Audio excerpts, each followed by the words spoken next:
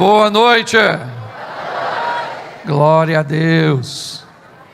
Para mim é um prazer muito grande poder estar aqui. É engraçado ver. O pessoal correu para sentar, você ficou em pé na frente dele. Bom, sejam todos bem-vindos. Para mim o Christian é muito especial, um amigo. O pastor Silas é um amigão também. E eu fico muito lisonjeado de poder estar aqui. Deixa eu só fazer um anúnciozinho. Essa semana, na sexta-feira, está sendo lançado oficialmente esse livro, Casamento, o desafio da felicidade em meio às imperfeições. Eu aconselharia você levar para tentar te ajudar, porque é difícil, certo? Porque não tem ninguém perfeito. E eu aconselho que o casal leve o livro, porque tem tarefas para você cumprir. Eu fiz um convite a um casal, deixa eu já sinalizar só onde ele está aqui, depois onde está a Estela com seu esposo. Isso, ok? Ele está lá, no final eu vou receber, orar com vocês aqui, tá certo? Mas vamos lá, e vai ter lá fora alguns, se você quiser leva, se não quiser não leva, o problema é seu. Bom, gente, nos últimos anos, eu tenho falado muito sobre família, em particular casamentos. Se tornou algo que arde no meu coração, ajudar pessoas a manter relacionamentos, principalmente, os interpessoais, mas o de mais periculosidade, o casamento. É tão perigoso que só acaba com a morte. Você está rindo? Quem é solteiro aqui, levanta a mão. Aí, isso aí, cara. Para que casar, né, gente? Tão bom a liberdade. Você que é casado, levante a mão. É isso aí. Meus sentimentos. Deus te dê força. Certo? A maioria de nós estamos incondicional, semi-aberto. Sai para trabalhar de manhã, volta de tarde, tem um encontro íntimo lá uma vez ou outra. Mas eu tenho aprendido uma coisa, e é isso que eu quero conversar com vocês hoje. Que o casamento ele não tem problemas. Problema quem tem são as pessoas que compõem o casamento e a família. O casamento é perfeito, mas é um marido complicado, com a mulher bagunçada, com os filhos esquisitos, com a sogra tóxica, com o cunhado abusivo. Essas coisas que você sabe melhor do que eu. Então eu aprendi que se nós melhorarmos o indivíduo, nós melhoramos a instituição. Se nós pegarmos as pessoas e oferecermos a elas a palavra da transformação, se essas pessoas se tornarem acessíveis ao poder do Espírito Santo, se elas ouvirem a voz de Deus, se entenderem que acima das formações, das matrizes que você recebeu e que te moldaram, das frustrações, decepções que você enfrentou, ainda numa fase de formação, e que estabeleceram sobre você comportamentos desafiadores, eles podem ser vencidos pelo poder de Deus, e Deus pode nos transformar numa pessoa melhor. Então não tem essa desculpa de que não dá para melhorar. E pior, melhore para você e para Deus, não para o outro. Porque se você quiser melhorar para o outro, corre o risco dele não merecer a melhora. E aí tu não melhora porque o outro não merece. Tem gente que só melhora se receber um prêmiozinho, parece uma foquinha. Faz um númerozinho e vai para um cantinho, receber uma sardinha. Não é assim que se vive. Melhore para você e para Deus, para que o nome de Deus seja glorificado através da sua vida. Aí se o seu cônjuge não melhorar, Deus que o leve. Mas a Bíblia não ensina isso, né? A Bíblia diz, não os peço que os tire do mundo, mas que os livre do mal. Mas às vezes dá para, Senhor, não os peço que os livre do mal, mas que os tire do mundo. Então eu quero te mostrar algumas coisas, vou fazer algumas aplicações no contexto familiar, mas eu preciso que você entenda primeiro que você não está aqui à toa, você está aqui porque Deus te trouxe aqui. E se tem alguém que não perde tempo e é altamente intencional, esse alguém é Deus. E Ele te trouxe aqui foi para falar com quem veio. Porque tem gente que quando a gente começa a pregar, a mulher fala assim: nossa, meu marido tinha que estar aqui. Ah, Deus errou. Ao invés de trazê-lo, trouxe você. Tem gente que vem no culto e acha que a mensagem é para quem não veio.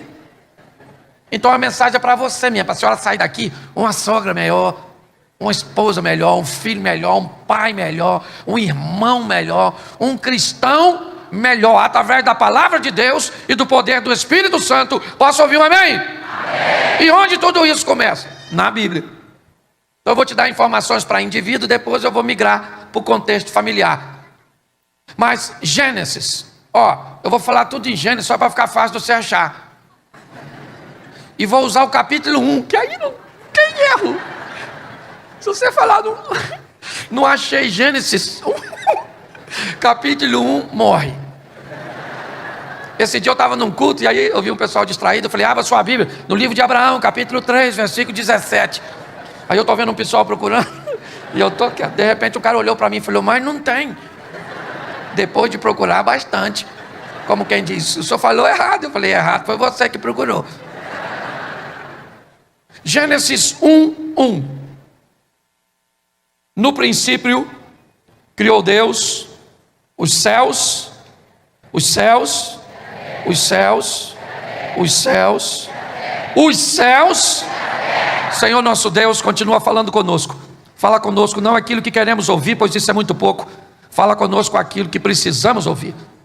Que o Teu Espírito tenha acesso ao nosso coração, que todas as reservas, todas as preocupações, todas as distrações caiam por terra, e que a atenção agora esteja direcionada para o Teu trono, para a Tua voz, para a Tua palavra, em nome de Jesus. Amém, glória a Deus. Amém? Amém. Esse texto precede a criação humana. Esse texto é um texto onde Deus começa a criar o cenário cujo qual Ele deseja que seu filho viva. Como toda pessoa que está prestes a ter um filho, ela prepara toda a estrutura para que isso aconteça. Toda a logística é montada para receber este bebê. É um quartinho, as fraldinhas, são as roupinhas, as mamadeiras, é a cadeirinha, o bercinho. Tudo está sendo preparado para receber a criança. Quando Deus vai criar o homem, antes de criar o homem, Ele cria o ambiente, muito mais que o ambiente, os princípios, quais o homem ou seus filhos deverão cumprir. Para quê? Para ter uma vida excelente nessa terra.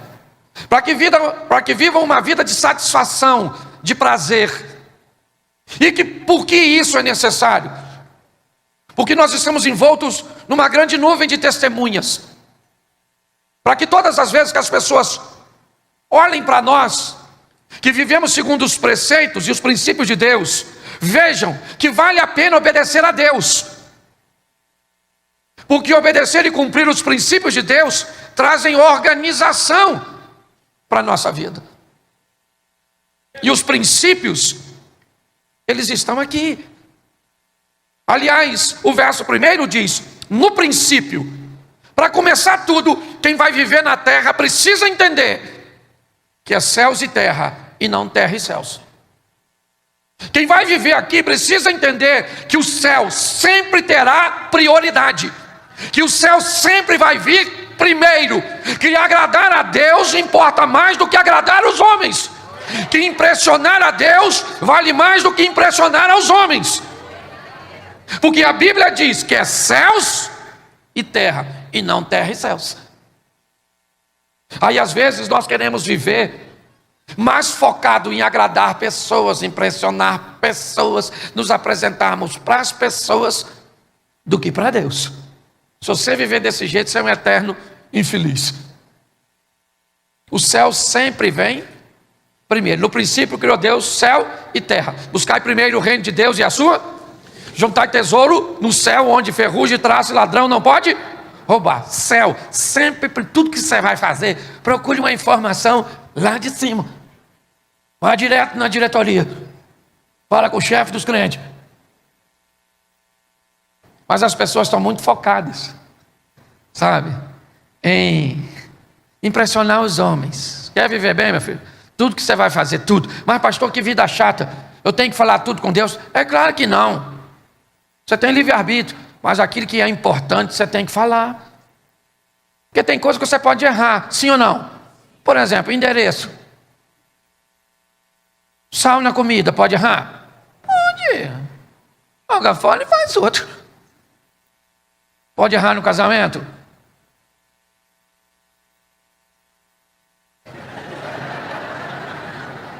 Pode errar na escolha da sogra? Pode errar na criação dos filhos? Pode errar na administração financeira? Pode errar na hora de escolher Deus? Se não, ó, se lasca. Então, céu sempre vem primeiro agradar a Deus. Se Deus estiver satisfeito, e Deus não se preocupa com o resultado, cuidado com isso. Vamos lá voltar. Vamos imaginar o povo saindo e Moisés liderando. Que negócio maneiro, né? Moisés está lá na frente, Moisés era o cara. Aí Deus falou: Moisés, como é que está aí? Ele falou: sede. O povo está com sede. Deus falou: isso não é problema, Moisés. Dá uma pancadinha na rocha lá que eu vou fazer água. Moisés falou: sério? Sério? Pegou a varetinha dele, foi lá, deu uma pancadinha, não saiu água, menino. Pasme você. O povo bebeu. Todo mundo falou: Moisés, Moisés, Moisés. Isso, ganhou seguidor pra caramba. Ô Moisés, todo mundo feliz. Beberam água pra caramba, guardaram água, que beleza. Só que a vida continua, o povo teve sede de novo. Aí Moisés falou: pessoal, com sede de novo. Deus falou assim: então vamos fazer o seguinte, Moisés, de novo. Arruma uma pedrinha.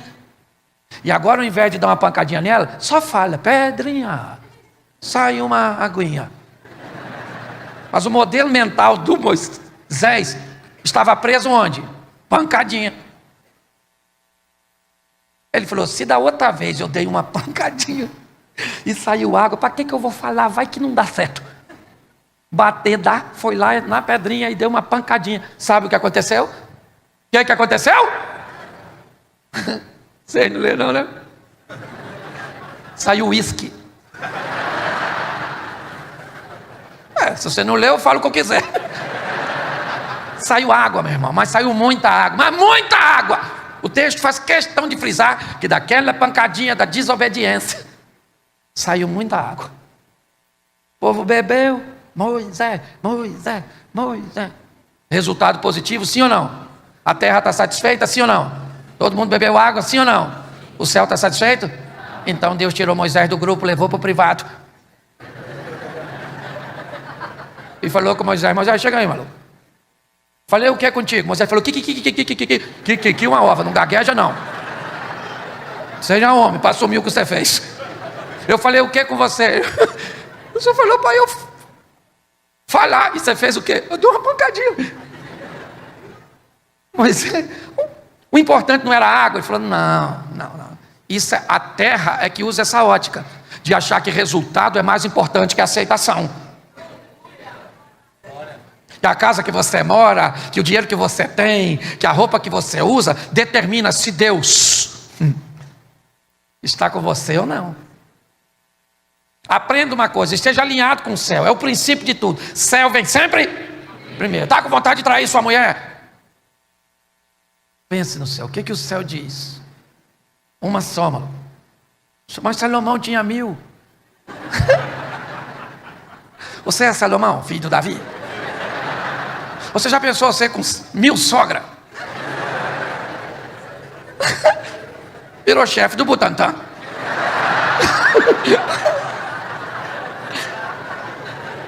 Liderar as serpentes. Eu não. Você consegue entender? Tudo que você vai fazer, tudo que você considera e que é de suma importância, se alinhe com o céu. Amém? Então pare de querer impressionar as pessoas. Impressione até as pessoas depois de impressionar o céu, de obedecer a Deus. Importa mais obedecer a Deus do que obedecer aos. Que isso fique claro. É princípio. Quem vai viver nessa terra precisa entender que Deus tem que estar contigo, satisfeito, emparelhado. Que aí quando você chega, Ele chega também. É assim que funciona. Só que estava tudo escuro, gente, olha só. Tudo escuro, terra sem forma e vazia. Ainda no versículo 1. Que se você colocar o capítulo 1 de Gênesis e o 2 na sua vida, eu vou te falar uma coisa. Só os 2 primeiros capítulos já vai dar para você uma vida extraordinária. Está tudo escuro, sim ou não? E Deus começa a criar. E o que Ele disse? Disse Deus haja. Deus começa a chamar à existência as coisas que não existem, como se elas já... Isso lembra alguma coisa a você? Fé. Sim ou não? Sim ou não?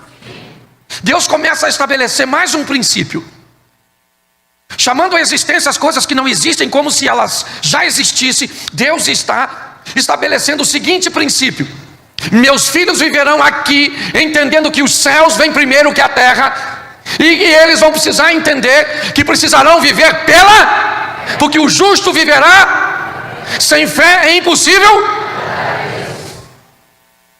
Entendeu? Por isso que é importante crer em Deus. Eu não acredito em Deus, não acredito em fé, não acredito em nada. Beleza, você tem todo o direito. Quando chegar lá, fala com Satanás. Porque se não tem fé, não entra no céu. Sem fé não vai. Mas lá no inferno entra. Chega lá e fala: caraca, diabo, não acreditava em tu não. Ele vai falar assim: que é isso, rapaz? Eu sempre estive aqui. Prazer em conhecer. Ele trouxe uma roupinha fresquinha, que aqui está quente. E mais maneira que todo mundo vai ter que passar lá para ver Jesus. Eu imagino Jesus sentadão, e nós tudo passando. Pensa nós passando, Jesus olhando para nós, vindo assim, andando na direção dele, fazendo assim, ó.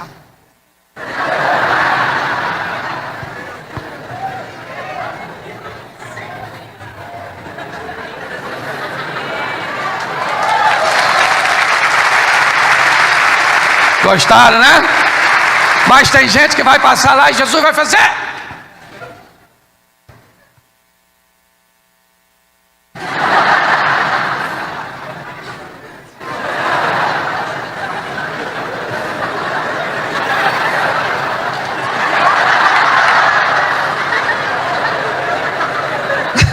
Cuidado, você pode estar rindo de você. Cuidado, eu brinco com isso. No céu nós vamos ter 3 surpresas, lembra? Qual é a primeira delas? Cheguei. Caraca, eu vi. Estou surpreso. Segunda surpresa: você aqui. Nossa, o sistema de qualidade falhou. E a maior surpresa: cadê fulano? Faltou. Você está rindo? Mas é sério. Fé. A fé torna tudo é por aquele. Gente, entenda a palavra por favor. Possível não significa que Deus vai fazer. É só possível. Aquilo que é impossível torna-se possível para aquele que tem, mas não é a garantia de que Ele vai fazer, porque Ele é soberano, faz se quiser. Então você tem que aprender a servir a Deus mesmo quando Ele vai fazer o que você não quer. Eu lembro daquela historinha acho que era a tal da Branca de Neve. Branca de Neve está lá tranquilona quando tem uma mulher doidona lá com problema com o espelho. Uma mulher doidona lá que encontra com o espelho de vez em quando, fala: espelho meu, tem uma mulher mais bonita que eu. O espelho falou: que nada, não. Ou ela fica toda satisfeita. O espelho continua inteiro, ela continua feliz. A Branca de Neve está tudo tranquilo. E volta e meia está ela lá: espelho meu, tem uma mulher mais bonita que eu. O espelho falou: claro que não, você é fera. Até que um dia ela disse: espelho meu, existe uma mulher mais bonita que eu. Aí ele falou: tem, a Branca de Neve. O quê? A mulher que era uma princesa virou uma bruxa. No final da história quebra o espelho e tenta matar a Branca de Neve. Por quê, pastor? Porque tem gente que quando escuta aquilo que não quer ouvir se transforma em coisas. Tem gente que quando Deus não faz o que ela quer, menino, não, eu também vou embora. O senhor vai ver só como é que vai ser sua vida sem mim. Eu imagino Deus olhando: difícil. É difícil. E nem droga usa, na verdade. Aliás, é a própria. você tem que saber, você vai viver pela fé, sim ou não? Mas ainda que a figueira não floresça, o produto da oliveira minta, ainda que não haja gado, ainda que tudo não funcione como você esperava, ainda assim nós louvaremos, bendizemos, exultaremos o Senhor, amém? Porque nós vivemos pela fé. Posso ouvir um amém?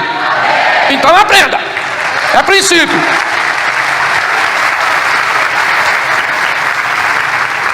Terceiro, e disse Deus: haja luz. Guarde isso, porque está tudo escuro e Deus, antes de fazer qualquer coisa, clareia. Por quê? Porque quem faz as coisas no escuro normalmente não faz bem feito. Traga claridade, menino. Quer montar um negócio? Ilumina, traga conhecimento, informação em torno daquilo. Quer arrumar um amigo? Ilumine. Crie categorias de amigo de 1 a 10. Todo mundo que entra onde? No 10º lugar. E à medida que vai ganhando confiança, vai promovendo. Ah, ele já veio recomendado por alguém que é seu amigo, então vale a pena botar no 7º. E você vai aprendendo. Hoje tem gente que já se aborreceu tanto, esse negócio de viver na escuridão, não gosta mais de gente. Pega bicho para criar, bota nome de gente em bicho, dorme com bicho, come com bicho, veste bicho igual gente. O pastor está falando de mim, dane-se, eu vou embora agora mesmo.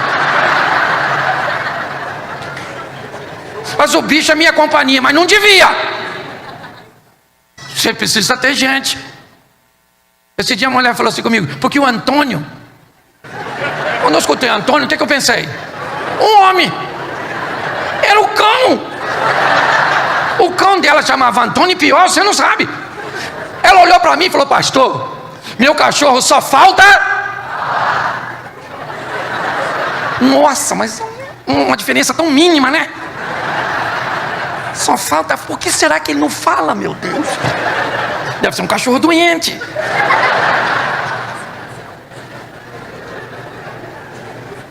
Eu olho para o meu cachorro e meu cachorro me entende. Eu devo ser louco. Pastor, o senhor não gosta de cachorro? Querido, eu tenho 5 cães. 1 na minha casa e 4 no sítio. Muito bem tratada, lá de casa, belinha. Toda sexta-feira, levo ela para algum canto, que a bicha volta cheirosa. Às vezes eu volto de viagem, chego na sexta, no sábado de manhã, antes de cheirar minha mulher, eu cheiro belinha. Perfumada. Mas é bicho. Bicho. Pastor, meu cachorro dorme comigo. É igual gente. Ele não é igual gente, é você. Eu vou falar, irmão. Você que é igual bicho. E pior que o bicho sabe que ele não é gente. Ele deve olhar para você dormindo do lado dele e falar: nossa, que cachorro esquisito.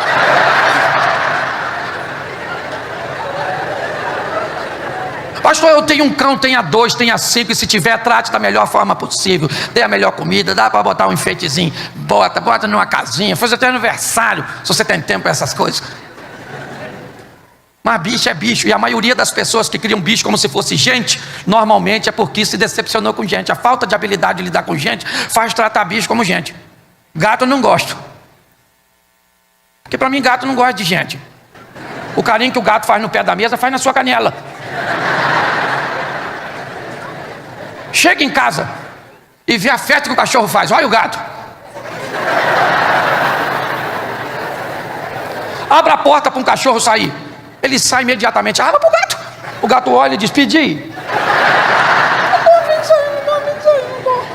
Você conhece um gato que morreu num assalto? Foram assaltar a casa, o gato reagiu. O cachorro já morreu faz tempo e o gato está lá. Isso aqui não é nada meu. Se ele puder deixar o saco para eu ficar aqui, tá bom demais. Você está rindo, mas é sério. Deixa eu falar uma coisa para você. Hoje, claridade. E disse Deus: haja. Todas as vezes, a viagem rende mais de noite ou de dia, no que diz respeito à visibilidade. Claro. Se você enxerga mais longe, você pode aumentar a velocidade, melhorar a precisão, sim ou não? Sim. Então evite fazer coisa no escuro. Por isso que Deus, antes de fazer qualquer coisa, clareia. Aí a coisa mais importante que a pessoa vai fazer: casar. O que ela faz? Escurece. casa no escuro.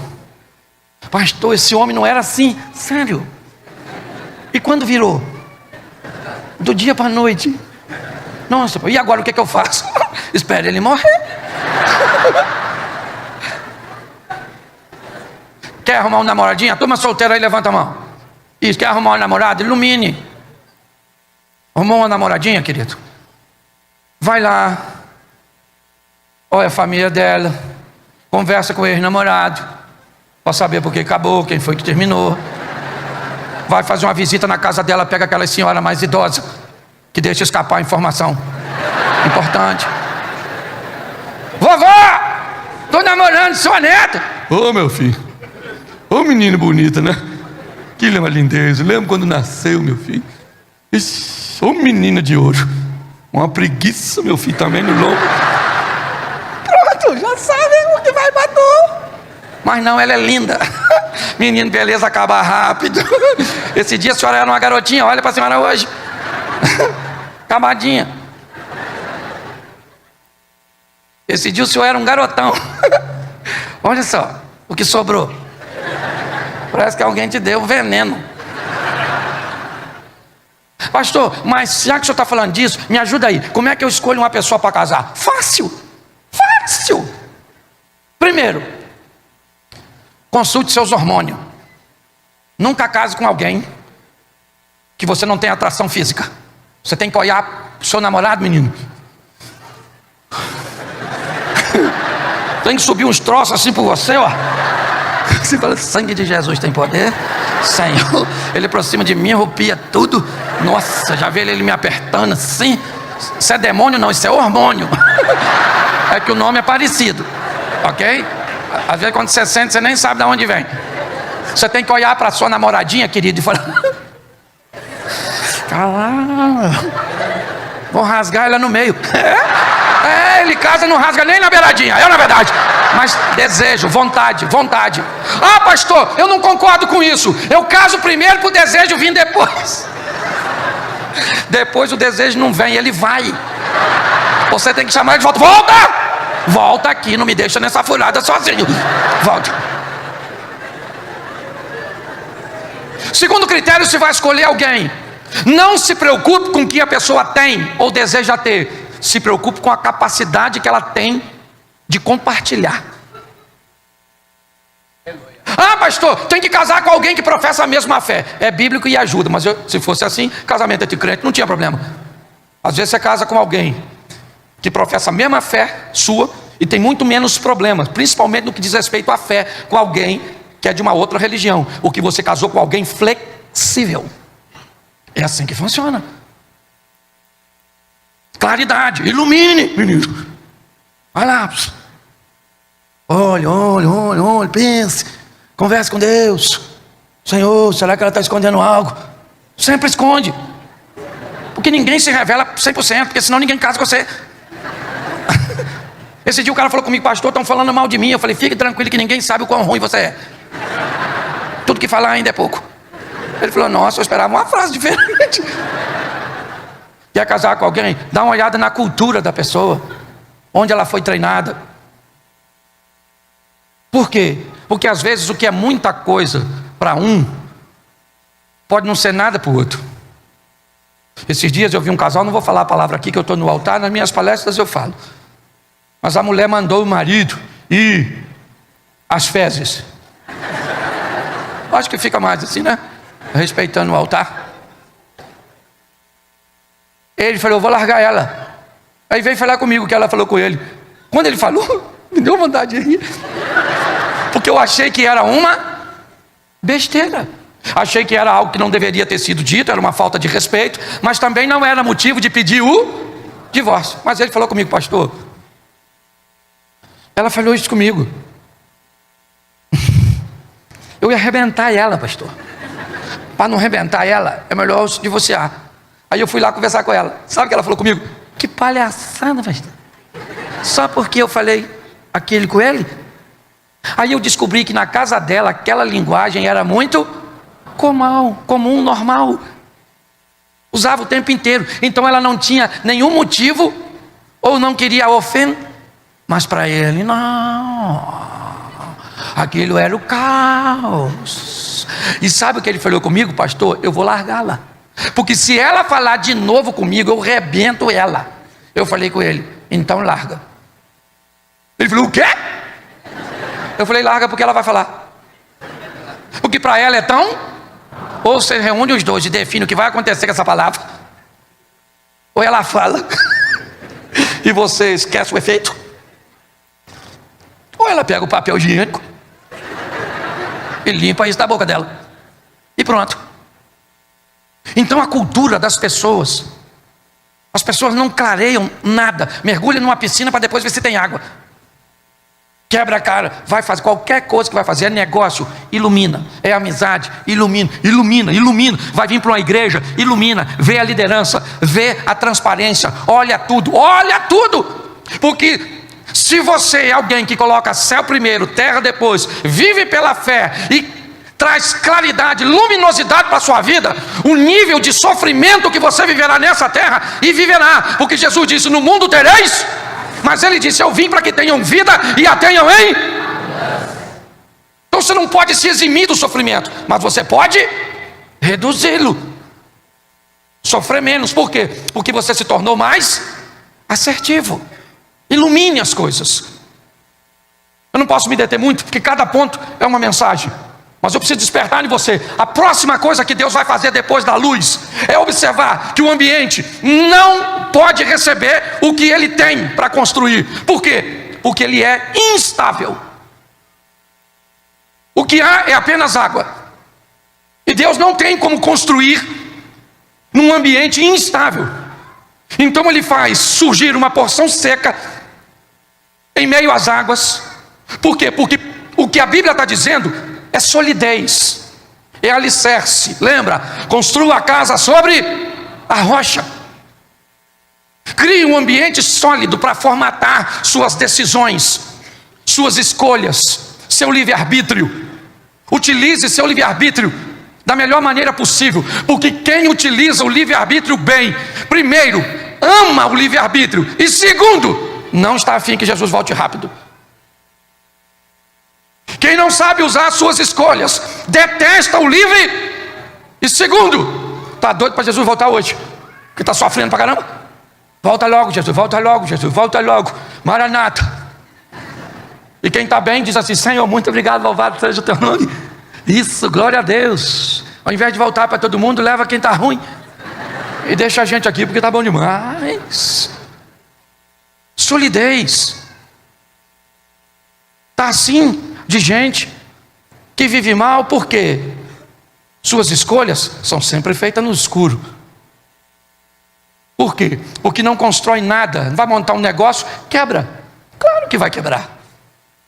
Começa um relacionamento, não termina. Começa um estudo, não termina. Começa a ler a Bíblia, não termina. Tudo que faz não tem base, não tem solidez. Ô gente, pelo amor de Deus, uma das frases que, me perdoe vocês, eu não gosto, é que alguém que pode viver 50, 70, 80 anos não tem amigos. A vida é feita de poucos amigos. Sério? Então você vai dizer que eu vou viver 60 anos aqui na terra e não vou encontrar nas milhares de pessoas que vão passar na minha vida amigos? Eu acho que a frase é maldita. Eu acho que a frase certa é: os amigos para nível 1 vêm em menor números. Olha só. Mas eu tenho amigo para todas as esferas. Eu tenho gente que faz parte da minha vida, do nível mais íntimo, onde é um grupo bem menor, talvez 5 ou 6 amigos, que me vem à mente agora, que eu posso abrir meus segredos, abrir meu coração, confiar, pedir ajuda. Mas eu tenho amigos de lazer, de pescaria, de futebol, de shopping.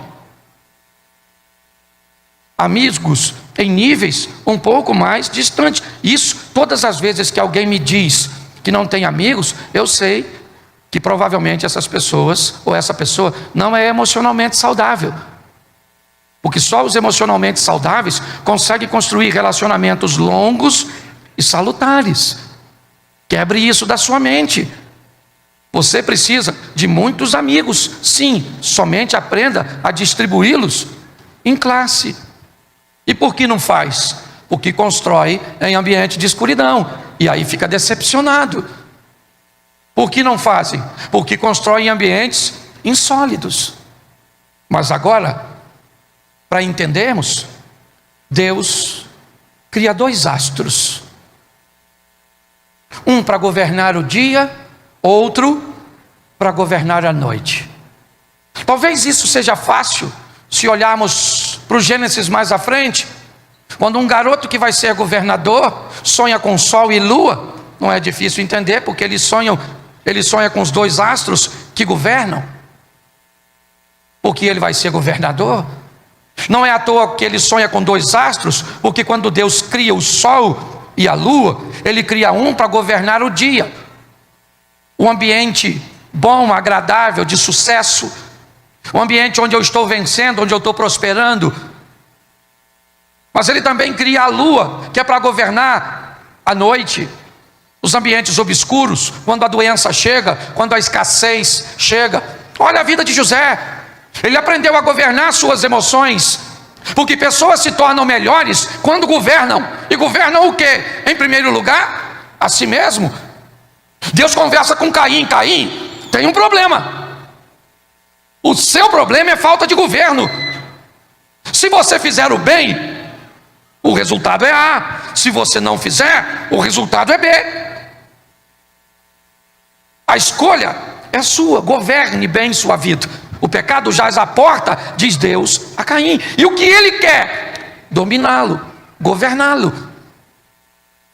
Pessoas sem governo criam problemas em todos os lugares. De convite, se você participa nas empresas de processo seletivo, sabe que pessoas são admitidas pelo currículo e na maioria das vezes demitidas pelo comportamento. Não sabe trabalhar em equipe, não entende nada de hierarquia, não respeita o potencial dos outros, não desenvolve o seu. O que é isso? Governo. Tantas brigas acontecem na nossa casa, na nossa vida, porque não governamos nossas emoções. Esses dias um cara me provocou na internet, mas muito, e eu disse para ele: querido, vai ter que fazer melhor do que isso, porque eu não vou aceitar a provocação, porque eu governo mesmo. Quando alguém te faz o mal e te torna mal, essa pessoa não te fez mal, ela te discipulou. É assim que funciona. Deixa eu te dar um exemplo, vamos lá. Herodes, Marcos 6:20 ou 26, eu não lembro agora, não me. Mas diz que Herodes respeitava João, via que João era um homem de Deus, recebia conselhos de João e o protegia. Quem era Herodes? O governador da Judéia. João está protegido. O cara que governa a Judéia, onde ele está, o respeita, o escuta, sabe que ele é um homem de Deus, está tudo tranquilo. Só que era aniversário de Herodes, um momento bom, agradável. Quem estava lá? Seus amigos, seus convidados, festa, música, dança, bebida. E quando Herodes bebe, o governo fica ameaçado, porque pessoas que bebem perdem o governo. Perdem o governo e não podem dirigir, perdem seus reflexos, erram na medida, perdem tanto o governo que acham que não perdem, que são capazes de até se tornar mais hábeis. E é assim. Festividade, Salomé dança, o governador perde o governo para uma garotinha que está dançando. Salomé dança, e ele bebeu um pouco demais, diz a Salomé: me pede até metade dos meus bens, do que eu tenho, do meu reino que eu te dou. Naquele momento, Herodes sai do governo e coloca uma dançarina. A menina vai até sua mãe e diz: mãe, o que eu peço? Ela diz: pede a cabeça do homem que esse cara protege, pede a cabeça do homem que esse cara respeita. E agora, sabe o que aconteceu com João? Perdeu a cabeça, porque Herodes perdeu o governo. Porque tem gente que não pode emagrecer. Não. Tem gente que não pode ficar bonita. Não pode vir dia para ela. Tem cara que não pode andar num carro importado, bonito. Tem camarada que não pode ter um bom relógio, ganhar dinheiro. Porque se clarear, se o dia ou se as coisas melhorarem, ele perde o governo. Ele perde o controle. Arruma uma amante. Pare e pense. Tem gente que quando as coisas melhoram é um ambiente propício. O que Deus está dizendo é que se eu quero viver nessa terra, seja dia ou seja noite, o céu vem sempre primeiro. É assim que funciona. A fé é o meu combustível. Eu ilumino, construo coisas em lugares sólidos e assumo o governo. Escureceu, perdi, está ruim, está lá Jesus, Getsemane, o lugar que ele foi prensado, difícil, seus companheiros estão dormindo, atenção, a guarda está chegando para prendê-lo, e ele está tranquilo. É noite, e não apenas noite, em horário do dia, é noite no ambiente que Jesus está inserido, mas ele tem o controle de suas emoções. Nós precisamos entender isso. E é princípio básico. Lembra, eu estou no Gênesis. Você quer ir mais à frente? Vamos lá. Vamos criar agora a cadeia alimentar. Vamos lá, vamos dizer para a cadeia alimentar que 1.200.000 ou 300 milhões de gnus no Serengeti, para alimentar centenas de leões, leopardos, chitas, hienas, mabecos. Vamos lá. Uma sardinha colocando milhares de ovos para uma baleia parir um bebê, ou no máximo 2. O que é isso? Por que é que tem no planeta mais herbívoro do que carnívoros? Porque tem mais relva, tem mais plantas do que carne. Se invertermos isso, o sistema quebra, fale em questões de dias. Basta a baleia parir milhares de baleiazinhas e a sardinha só colocar 2 ovinhas. Pastor, o que é isso? O que é isso? O nome disso é sustentabilidade. É criar uma estrutura onde a maneira que você resolveu viver recebe sempre uma manutenção para que dure. Porque a Bíblia diz: os céus são céus do Senhor, mas a terra Ele entregou aos filhos, aqueles que sabem viver. A grande verdade é essa. O que precisamos erradicar de nós são as desculpas. Assumimos a responsabilidade porque Deus é bom, sua misericórdia dura para sempre. E é assim. Mas a maneira com que nós muitas vezes estamos fazendo uso de tudo isso é preocupante. Como é, pastor? É terra primeiro. É isso. Impressiono pessoas e agrado pessoas. Isso. Eu vou para a universidade e se eu me posicionar a favor dos valores de Deus, as pessoas vão me segregar. Beleza. Agrade pessoas. É isso. Como eu vou viver? Eu vivo da fé, pela fé, porque eu sei que sem ela eu não agrado a Deus. Eu vivo clareando as coisas. Eu vou falar para vocês, faz aproximadamente, eu sou cristão há 30 anos, faz aproximadamente 7, 8 anos que eu apliquei esses princípios na minha vida, que para mim, eu vou em programa de televisão, eu vou em lugares, eu sou entrevistado, eu posso ir em qualquer lugar. O que é que eu faço? Senhor, o seu princípio vem primeiro, com muita educação, com muito respeito, mas eu não negocio o princípio. Por onde passei até hoje, vi a mão de Deus agindo em meu favor. Aleluia. Vou fazer as coisas, fé. Se você ver a igreja que eu tenho lá em Xerém, um lugarzinho pequenininho, tem gente que fala: pastor, o senhor é doido. A fé é loucura, então você não está nem errado. Estamos lá, sobrevivendo e vivendo. Pensa numa igreja boa, pensa numa igreja maneira. Tem uns crentes ruins, como tem em tudo quanto é canto. Não é só que não, pastor.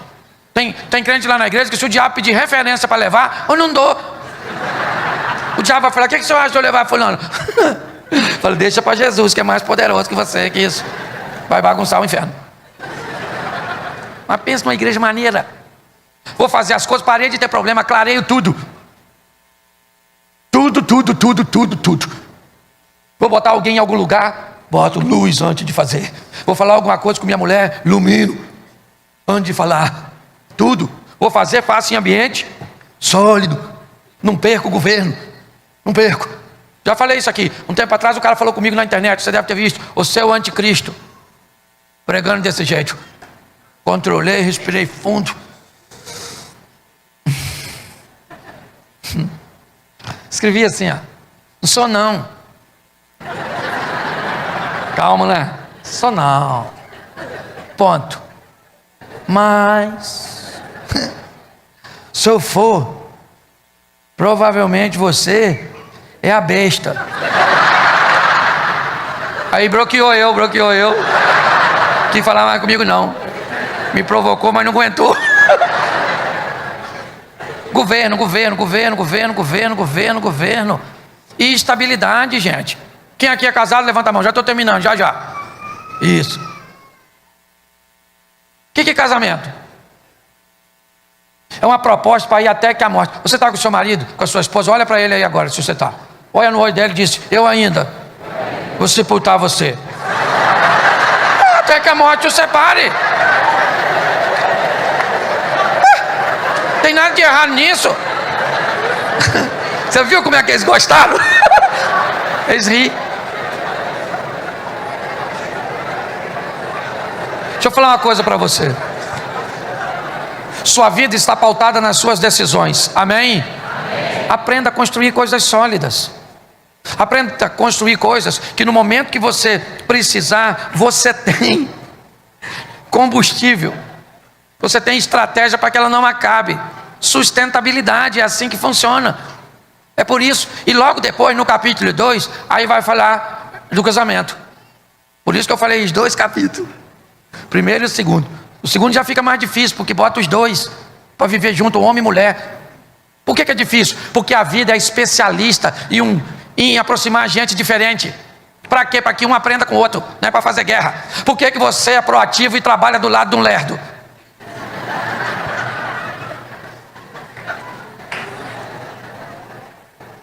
Aí você fala pro lerdo, vambora, rapaz, bora, molenga. O lerdo fala assim, ó, calma, você por que tanta pressa? O mundo vai acabar hoje não. Só a voz do lerdo, já irrita, sim ou não? Só a voz do proativo, só a voz do ansioso dá raiva, sim ou não? Qual dos 2 está certo? Os 2. Aí a vida pega um, bota um perto do outro. O que a vida está falando pro proativo? Calma, olha o lerdo. Olha como é que isso dorme. Come bem. Olha, para com a ansiedade, aprenda com o lerdo. Você vai infartar, vai ter uma gastrite, uma úlcera, vai alterar sua pressão. E o que a vida está falando pro lerdo? Acelera a sua lesma. Olha o proativo fazendo, conquistando, agindo, movendo. Olha, vai pro modo tartaruga. Sim. A vida. Aí, por exemplo, pega um analítico e casa com um extrovertido. Nossa. Ai. Analítica, pastor, o que é analítica? Aquele camarada com o comportamento daquela pessoa que é meticuloso. Sabe, você vai fazer o fechamento de quanto gastou no café da manhã do mês. Gastamos quanto? 100 e pouco. Pouco quanto? Não, 130. 30 e quê? 35. 5 e quê? Por final você já está mentindo, que você nem lembra mais. É só para dar estatística para o infeliz que precisa. Então tudo. Analítico tem pavor de atraso. Sabe com quem que ele casa? Com o extrovertido. A especialidade do extrovertido, atrasar. Porque na cabeça do extrovertido tudo começa quando ele chega. Então o mundo gira em torno.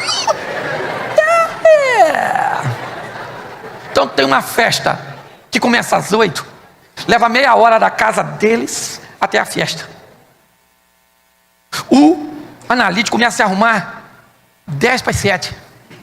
Para sair 7:20, porque tem meia hora para chegar e 10 minutos de tolerância. Com quem que ele casa? Um extrovertido. Que vai tomar banho 7:30. Vai cantar uns 3 hinos embaixo do chuveiro. Nesse momento o analítico já entrou no carro. E quando dá 7:55, vem andando assim como... E o outro já está quase morrendo. Pensando, nunca mais eu saio, nunca mais...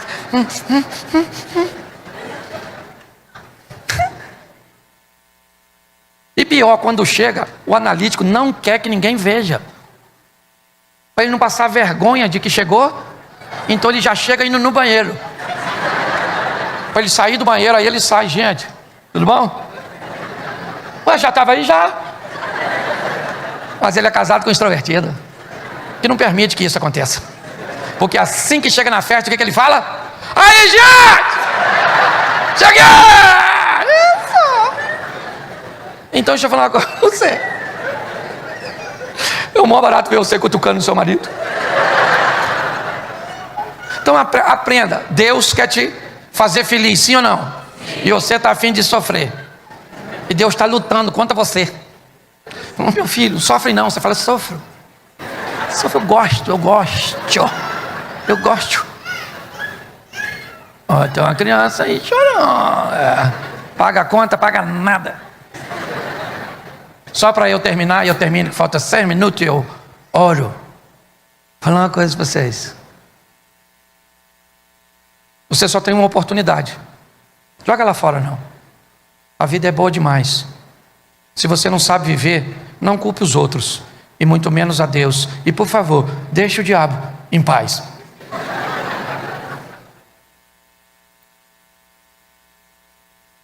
Seja mais assertivo. Procure descobrir na palavra, ouvir o que Deus está falando. Iluminar, clarear. Estabelecer ambientes sólidos. Governar. Criar uma estrutura que dê durabilidade para seus negócios, para sua caminhada de fé. Tem gente que vive altos e baixos o tempo inteiro. Ora está com situação econômica boa, ora muito ruim. Ora ele está na igreja fazendo de tudo e animado, ora ele não tem força para vir na igreja. Ora está em comunhão os dois, o casal, ora estão falando de divórcio. Saia daqui para colocar sua vida em ordem. Deixa eu te dar um dever de casa. 2 capítulos para começar. Gênesis 1 e 2. Leia e pratique, você vai ver que a sua vida vai melhorar e muito. Então feche seus olhos onde você está, do jeito que você está. Não vou pedir para ficar todo mundo em pé para facilitar.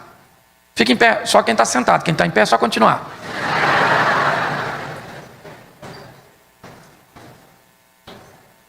Fecha seus olhos. Fecha aí, poxa. Pode fechar, ninguém vai pegar nada seu não. Só porque eu sou carioca. Eu vim em missão de paz.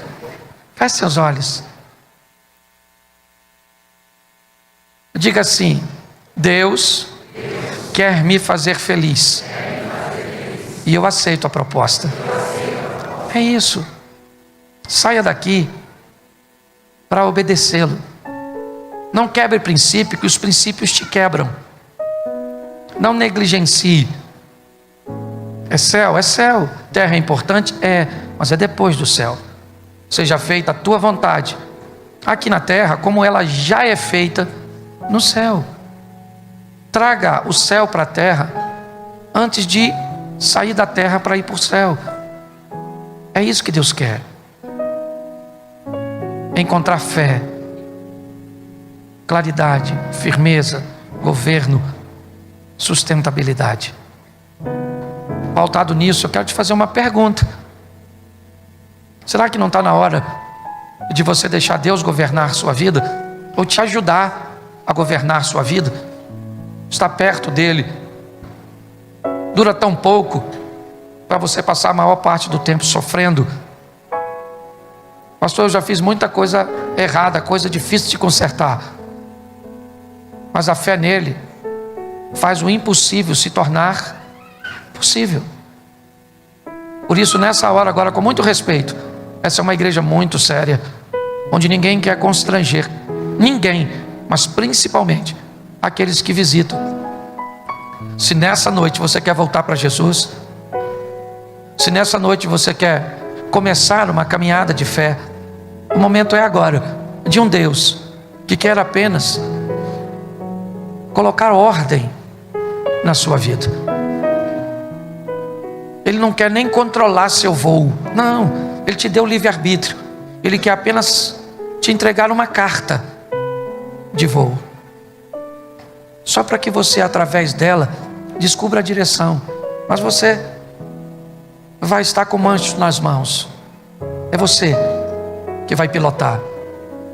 Se nessa noite você quer tomar essa decisão, eu quero voltar para Jesus ou recebê-lo pela primeira vez, todos de olhos fechados, eu quero pedir que você levante a sua mão, que eu quero orar por você. Se tem alguém assim, levante sua mão onde você está, e eu quero orar por você. Pastor, eu quero botar ordem, eu quero realinhar a minha vida, eu quero pegar esses princípios. Pastorzão, posso chamar aqui, Cristian? Posso chamar aqui em cima? Faz o seguinte, você que levantou sua mão, sai do seu lugar e vem para cá, eu quero tocar em você. Vem para cá aqui, rapidinho. Eu estou ali em cima da hora, são 9h30, tá bom? Me perdoa, mas eu quero, sai do seu lugar. Você levantou sua mão, vem para cá, eu quero orar, vem rapidinho. Sai do seu lugar, Deus falou com você, essa é a sua noite. Vem aqui pertinho de mim, vem para cá. Isso, só abre um espaço aqui. Vem para cá, fica aqui pertinho de mim, campeão. Isso, glória a Deus. Isso, vem para cá. Pode vir que vai vir muita gente. Pode vir.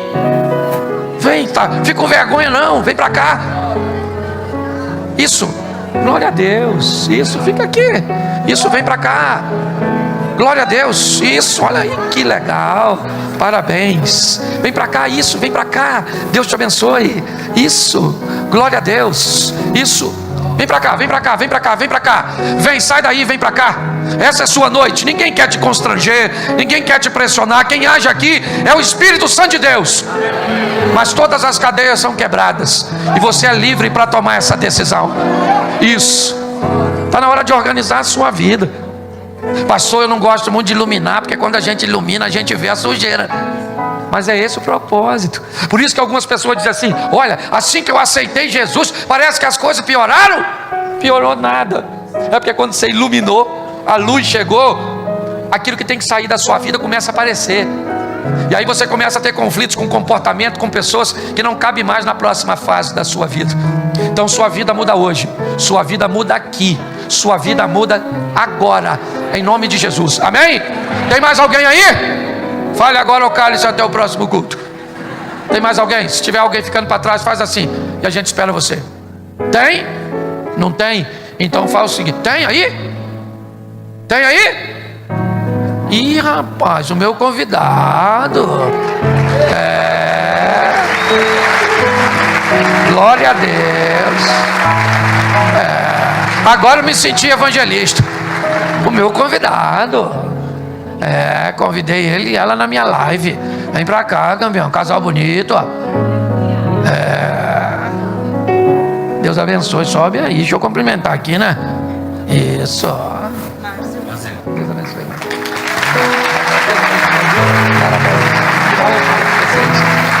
Isso. Gente, faz o seguinte. Vamos lá, eu vou passar aqui, pastor Cristian. Nós vamos orar, mas depois eu vou querer que você faça barulho. Esses barulhos assim mesmo. Aquela coisa. Muita felicidade, porque olha só, uma alma vale mais que o mundo inteiro. Imagina esse montão aqui. Então, isso. Isso, faz barulho. Glória a Deus. Aleluia. Estenda suas mãos para cá. Estenda, Pai, muito obrigado. Muito obrigado. O louvor estava tocando, não tinha festa nos céus. Eu estava pregando, não tinha festa nos céus. Mas agora tem uma festança. Aí, Pai, muito obrigado por cada lar representado, por cada família. Não interessa por onde ou as tentativas anteriores, tua palavra entrou e os céus vêm primeiro. A fé é o fundamento, a luz vai à frente, a estabilidade, o governo e a continuidade, a sustentabilidade. Abençoa os teus filhos Escreve seus nomes no teu livro que tu tens escrito, ó Pai, e que a decisão que eles tomam aqui seja trocada apenas por uma coroa de glória no teu reino. Nós abençoamos agora os teus filhos pelo poder do nome de Jesus. Bate palma aí, igreja!